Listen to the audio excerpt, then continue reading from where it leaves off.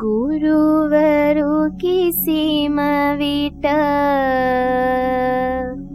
සතුටු නොම වෙති තැලුමට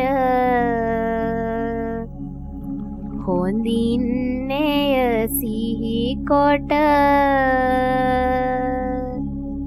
වැරදි නොකරන් තැලුම් කෑමට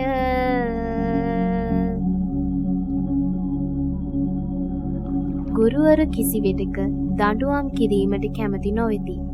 ඒ බව හොඳින් සිහිකොට දඬුවම් ලැබෙන වැරදි නොකරන්න.